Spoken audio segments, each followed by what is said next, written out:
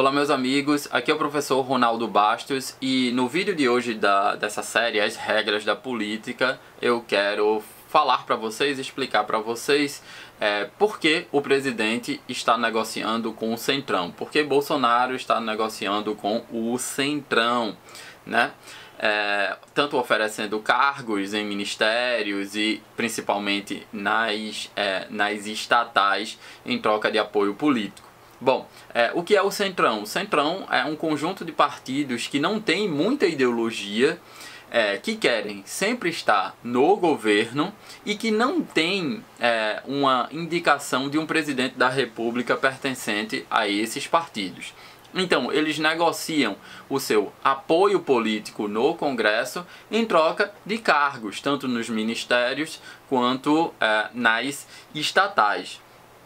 E aí, a grande questão é vocês pensarem, por que o presidente precisa de apoio? Porque nós vivemos, o nosso sistema de governo é constituído pelo que o cientista político Sérgio Abranches chamou de presidencialismo de coalizão. É um sistema em que, diante da fragmentação partidária, o presidente ele precisa negociar com outros partidos para constituir uma maioria parlamentar. E ele só faz isso a partir de realização de coalizões. O que é que acontece? Em um sistema de fragmentação partidária, o partido do governo não consegue obter maioria parlamentar. Para vocês terem uma ideia, quando Bolsonaro ele foi eleito, o partido dele não chegou a ter 50 deputados. E o partido de oposição, o maior partido de oposição, que é o Partido dos Trabalhadores, também não tinha nem 50 deputados. A gente está falando de uma Câmara Legislativa, que é a Câmara dos Deputados, que tem 514 deputados. Então, o partido do governo e o partido da oposição não tinham 50 deputados. Isso significa que tanto para ser governo quanto para fazer oposição, você precisa se juntar com outros partidos, o que a gente chama de coalizão. E para isso é preciso negociar. É claro que você pode me dizer, mas o presidente Bolsonaro disse que era contra a negociação. O presidente Bolsonaro disse que não negociava. Veja, em política só existem duas formas de você fazer política sem negociar. A primeira forma é se você está num regime ditatorial, você está numa ditadura. E mais, se você é o líder dessa ditadura. Porque se você ocupar escalões inferiores, você tem que negociar para não ser preso, para não ser caçado a sua palavra, para não ser morto, para não viver no exílio, né? Vejam aí como é a Venezuela, a Coreia do Norte e outras ditaduras. E se tratando de política democrática, você só não negocia se com as eleições o seu partido obtiver maioria parlamentar. Como eu disse, a fragmentação partidária do Brasil é muito grande e nenhum partido consegue obter por si próprio maioria parlamentar. Isso não diz respeito tão somente a Bolsonaro. Outros presidenciáveis, vamos pegar um outro da direita, como o Amoedo, do Partido Novo, também disse que não ia negociar, né, que ia governar por ideias e as pessoas os partidos iriam aderir ou não às suas ideias. Não existe isso. Política é a arte de negociação. Se você não quer negociar, você vai para outras esferas e não a política, né? Por quê? Veja, a função do governo ele executar, planejar e executar políticas públicas. O que são políticas públicas e programas de governo? Elas são leis, né? São atos normativos. E essas leis, elas só passam a vigorar se elas forem aprovadas pelo parlamento. O executivo faz um projeto de lei e o parlamento aprova esse projeto de lei e depois o presidente sanciona ou veta. Só que para aprovar um projeto de lei, em regra, você precisa ter maioria. Então é por isso que o partido do presidente, ou aqueles que apoiam o governo, eles precisam ter maioria na Câmara dos Deputados e no Senado Federal. E isso só se consegue com coalizões, ou seja, só se consegue com negociações. E aí, como é que se negocia na política, né? Se negocia a partir de ideias, né? Você acredita naquele presidente, na linha ideológica daquele presidente, e você passa a apoiar esse presidente. Só que na política real, você não apoia esse presidente só por apoiar. Política é a arte de, além da arte de negociação, é a arte de manipulação do poder, né? Então, um político é mais forte quando ele tem mais poder. Então, ninguém que vive profissionalmente da política vai dar apoio a alguém se não tiver uma esfera desse poder. E a esfera desse poder é feita através de cargos, tanto nos ministérios quanto nas empresas estatais. Bolsonaro, ele podia pedir o apoio, já que ele é um governante de direita, ele podia pedir o apoio da direita mais ideológica. Estou pensando aqui no PSDB, estou pensando aqui naqueles deputados e senadores oriundos do Movimento Brasil Livre, né, que tem um programa de governo um programa político ideológico mais claro. Só que o que é que está acontecendo? Para você negociar com uma linha partidária mais ideológica, você precisa ter força política, né? E atualmente o presidente ele não tem força política, né? Ele está muito fragilizado politicamente por uma série de coisas. Primeiro, por uma série de ações do Poder Judiciário. Lembre-se que se a gente pensa no STF, tem um inquérito das fake news, tá lá no STF, que pode atingir um dos filhos do presidente, pode atingir até a forma do presidente governar.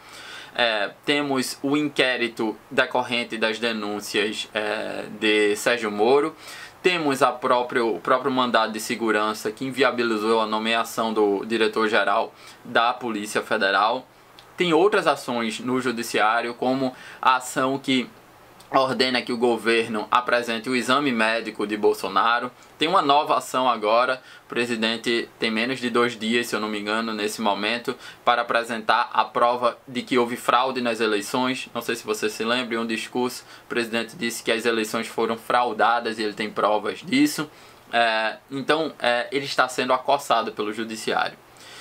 Do ponto de vista da relação executivo-legislativo, ele sofreu sucessivas derrotas legislativas. Eu vou citar pelo menos 2 que são as mais significativas. A lei anticrime, ele deixou que fosse aprovado o juiz das garantias. A lei foi desidratada e foi aprovado o juiz das garantias, que era contra a ideia do principal ministro dele à época, o ministro Sérgio Moro.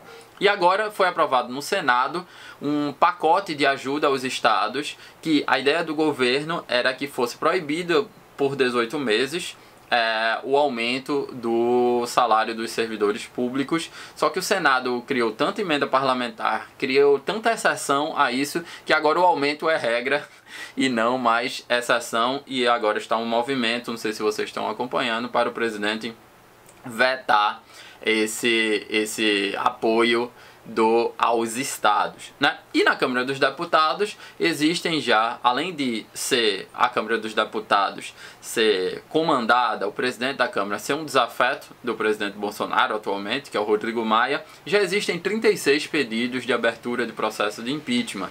E quem abre o processo de impeachment, dá a ordem para abrir o processo do impeachment, presidente da Câmara dos Deputados, Rodrigo Maia, desafeto do presidente. Isso faz com que o presidente seja muito fragilizado, esteja muito fragilizado politicamente. E ele não consegue dialogar com a esquerda, por razões óbvias, mas também não consegue com a direita mais ideologizada.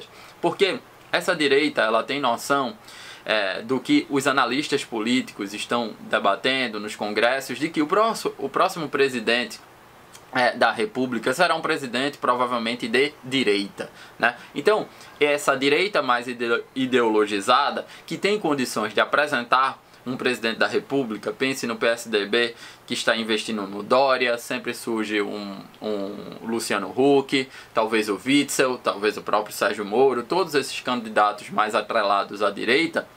Então, como eles têm condição de competir nesse mesmo campo ideológico com o presidente da República, eles preferem desgastar o presidente. Então, o presidente está sendo desgastado pela esquerda, naturalmente, mas também está sendo desgastado por essa direita que não é uma direita bolsonarista. Então, o que é que resta ao presidente? resta ao presidente negociar com o Centrão, que são esses partidos fisiológicos que só dão apoio às medidas parlamentares, às medidas do governo em troca de cargos, tanto nos ministérios quanto nas estatais, nos bancos estatais, etc. Então esse Centrão é importante para o presidente na medida em que vai garantir a aprovação de algumas políticas públicas importantes para o governo. Esse Centrão pode garantir a absolvição de Bolsonaro num possível processo de impeachment, só que o outro lado é que o Bolsonaro pode começar a se desgastar com os eleitores dele que votaram em Bolsonaro nessa ideia de que ele não negocia e principalmente não negocia com aquele grupo de políticos que tem mais denúncias de corrupção e fazem uma política mais fisiológica.